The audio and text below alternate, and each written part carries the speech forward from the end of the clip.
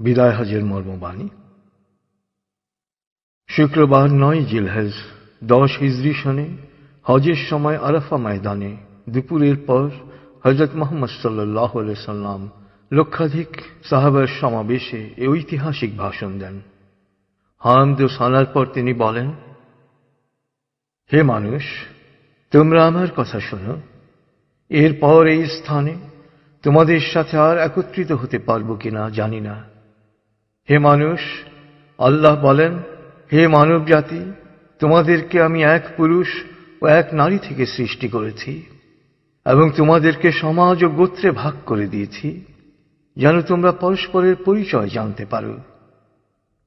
অতএব শুনে রাখো, মানুষে মানুষে কোনো ভেদাভেদ নেই। আরবের উপর কোনো অনারবের, অনারবের উপর কোনো আরবের শ্রেষ্ঠত্ব নেই। তেমনি সাদার উপর কালোর বা কালোর উপর সাদার কোনো শ্রেষ্ঠত্ব নেই। তোমাদের মধ্যে সেই ব্যক্তি আল্লাহর কাছে সবচেয়ে বেশি সম্মান ও মর্যাদার অধিকারী যে আল্লাহকে ভালোবাসে। হে মানুষ, শুনে রাখো, অন্ধকার যুগের সকল বিষয় ও প্রথা আজ থেকে বিলুপ্ত হল। জাহেলি যুগের রক্তের দাবিও রহিত করা হল। হে মানুষ, শুনে রাখো, অপরাধের দায়িত্ব কেবল অপরাধীর উপরই বর্তায়। পিতা তার পুত্রের জন্যে আর পুত্র তার পিতার অপরাধের জন্যে দায়ী নয়।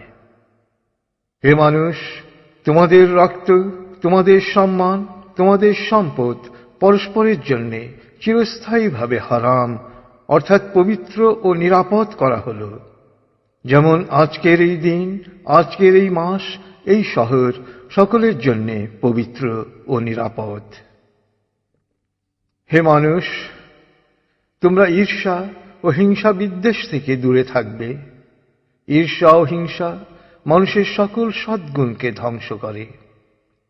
হে মানুষ, নারীদের সম্পর্কে আমি তোমাদের সতর্ক করে দিচ্ছি। তাদের সাথে নিষ্ঠুর আচরণ করো না। তাদের উপর যেমন তোমাদের অধিকার রয়েছে, তেমনি তোমাদের উপর তাদেরও অধিকার রয়েছে। সুতরাং তাদের কল্যাণের দিকে সবসময় খেয়াল রেখো। হে মানুষ, অধীনস্থদের সম্পর্কে সতর্ক হও। তোমরা নিজেরা যা খাবে তাদেরও তা খাওয়াবে, নিজেরা যা পরবে তাদেরও তা পরাবে। শ্রমিকের শরীরের ঘাম শুকানোর আগেই তার মজুরি পরিশোধ করবে। হে মানুষ, বিশ্বাসী সেই ব্যক্তি যার হাত ও মুখ থেকে অন্যের সম্মান, ধন ও প্রাণ নিরাপদ। সে নিজের জন্য যা পছন্দ করে অন্যের জন্য তাই পছন্দ করে। হে মানুষ, বিশ্বাসীরা পরস্পরের ভাই। সাবধান, তোমরা একজন আরেকজনকে হত্যা করার মতো কুফরি কাজে লিপ্ত হও না। হে মানুষ, শুনে রাখো, আজ হতে বংশগত শ্রেষ্ঠত্ব বা কৌলীন্য প্রথা বিলুপ্ত করা হল। কুলীন বা শ্রেষ্ঠ সেই যে বিশ্বাসী ও মানুষের উপকার করে। হে মানুষ, ঋণ অবশ্যই ফেরত দিতে হবে। বিশ্বস্ততার সাথে প্রত্যেকের আমানত রক্ষা করতে হবে। কারো সম্পত্তি সে যদি স্বেচ্ছায় না দেয় তবে তা অপর কারো জন্য হালাল নয়। তোমরা কেউ দুর্বলের উপর অবিচার করো না। হে মানুষ, জ্ঞানীর কলমের কালি শহীদের রক্তের চেয়েও মূল্যবান।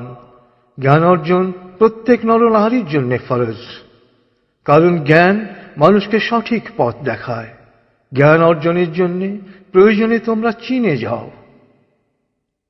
হে মানুষ, তোমরা তোমাদের প্রভুর ইবাদত করবে, নামাজ কায়েম করবে, যাকাত আদায় করবে, রোজা রাখবে, হজ করবে আর সংঘবদ্ধভাবে নেতাকে অনুসরণ করবে। তাহলেই তোমরা জান্নাতে দাখিল হতে পারবে। হে মানুষ, শুনে রাখো, একজন কুশ্রী কদাকার ব্যক্তিও যদি তোমাদের নেতা মনোনীত হয়, যতদিন পর্যন্ত সে আল্লাহর কিতাব অনুসারে তোমাদের পরিচালিত করবে, ততদিন পর্যন্ত তার আনুগত্য করা তোমাদের অবশ্য কর্তব্য। হে মানুষ, শুনে রাখো, আমার পর আর কোনো নবী নেই। হে মানুষ, আমি তোমাদের কাছে দুটো আলোকবর্তিকা রেখে যাচ্ছি। যতদিন তোমরা এই দুটো অনুসরণ করবে, ততদিন তোমরা সত্য পথে থাকবে। এর একটি হলো আল্লাহর কিতাব, দ্বিতীয়টি হলো আমার জীবন দৃষ্টান্ত। হে মানুষ, তোমরা কখনই ধর্ম নিয়ে বাড়াবাড়ি করো না, কেননা অতীতে বহু জাতি ধর্ম নিয়ে বাড়াবাড়ি করার কারণে ধ্বংস হয়ে গেছে। হে মানুষ, প্রত্যেককেই শেষ বিচারের দিনে সকল কাজের হিসেব দিতে হবে, অতএব সাবধান হও। হে মানুষ, তোমরা যারা এখানে হাজির আছো, আমার এ বাণীকে সবার কাছে পৌঁছে দিও। এরপর তিনি জনতার উদ্দেশ্যে জিজ্ঞেস করলেন, হে মানুষ, আমি কি তোমাদের কাছে আল্লাহর বাণী পৌঁছে দিয়েছি? সকলে সমস্বরে জবাব দিল, হ্যাঁ। এরপর নবীজি বললেন, হে আল্লাহ, তুমি সাক্ষী থাকো, আমি আমার সকল দায়িত্ব পালন করেছি।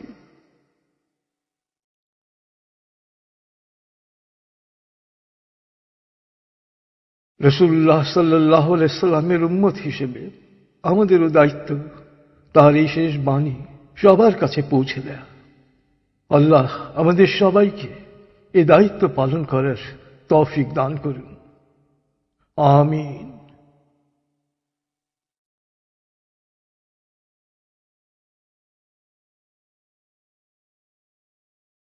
প্রিয় শরীদ, কোরআন এবং রাসূলুল্লাহ সাল্লাল্লাহু আলাইহি সাল্লামের বাণীবদ্ধ এই সিডির কোনো কপিরাইট নেই।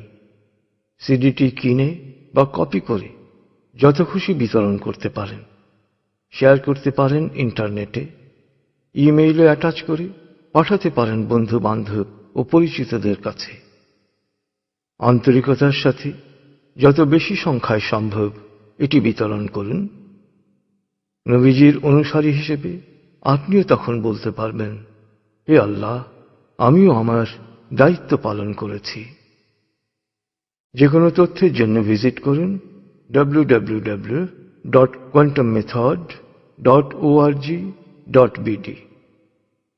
ফোন 880293414441।